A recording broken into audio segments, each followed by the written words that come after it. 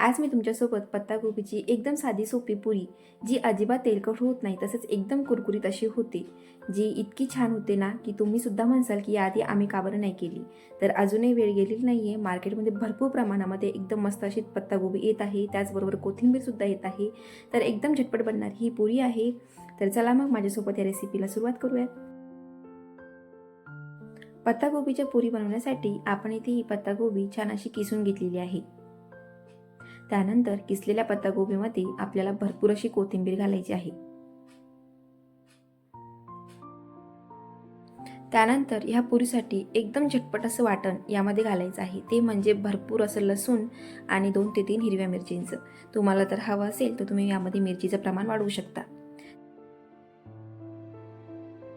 त्यानंतर या पुरीला एक छानसं चव येण्यासाठी यामध्ये मी मस्त अशी 1 चमचाभर जिऱ्याची पूड घातलेली आहे आणि त्यानंतर चवीनुसार यामध्ये मीठ घातलेलं आहे.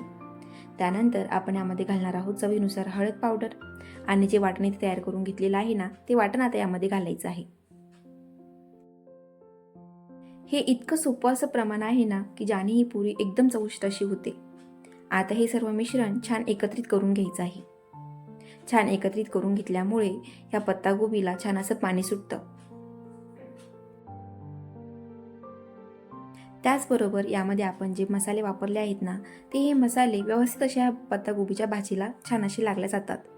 त्यानंतर पाणी सुटल्यामुळे आपल्याला एक अंदाज येतो की यामध्ये पीठ किती घालायचं, तसेच पीठ भिजवण्यासाठी पाणी किती वापरायचं. तर त्यासाठी मी सर्व जिन्नस आधीच एकत्रित कालवून घेतलेले होते. तर आता मावेल इतकं यामध्ये गव्हाचं पीठ मी यामध्ये घालून घेणार आहे. तर गव्हाचे पीठ घालत असताना थोडं थोडं करून घाला, म्हणजे तुम्हाला एक परफेक्ट असा अंदाज येतो.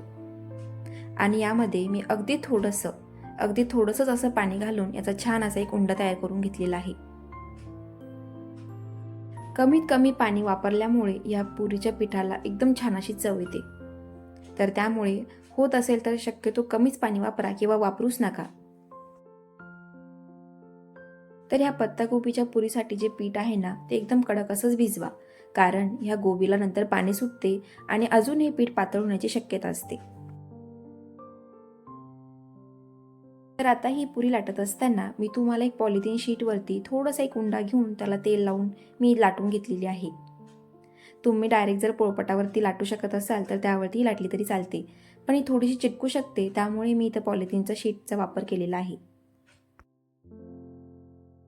तर आता ही अशा प्रकारे लाटलेली पुरी आपण ही तळून घेणार आहोत.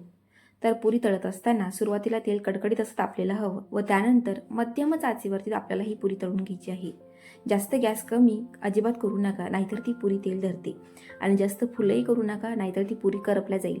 अजिबात त्याची टेस्ट अगदी छान लागणार नाही.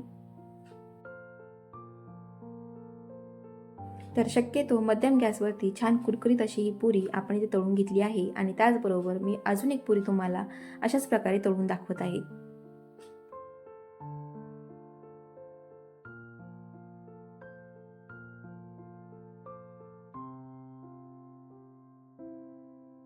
अशा प्रकारची पुरी बनवत असताना मी सुरुवातीला तुम्हाला एक बेलणाने लाटून दाखवली. आता आपण बेलण्याचा किंवा पोळपाटाचा वापर न करता डायरेक्टली पॉलिथिन शीटवरती हे अशा प्रकारे पुरी थापून घेत आहोत.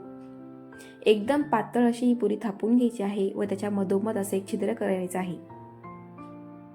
आणि ही पुरी थापत असताना तुम्ही तेलाचा किंवा पाण्याचा हात घेऊन जरी थापली ना तरीही चालते. एकदम मस्त अशी थापल्या जाते. तर तर अशा प्रकारे 2 वेगळ्या प्रकारे तुम्हाला पुरी लाटायची किंवा पुरी कशी थापायची हे सुद्धा मी या व्हिडिओमध्ये सांगितलेलं आहे. आणि एकदम झटपट होणारी ही पुरी आहे, एकदम कुरकुरीत होते आणि अजिबात तेलकट होत नाही.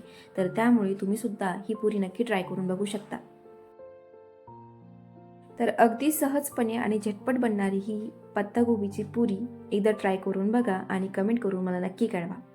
आणि तुम्हाला माझी ही रेसिपी आवडली असेल ना, तर प्लीज माझ्या चॅनलला लाईक, शेअर आणि सबस्क्राईब करायला अजिबात विसरू नका.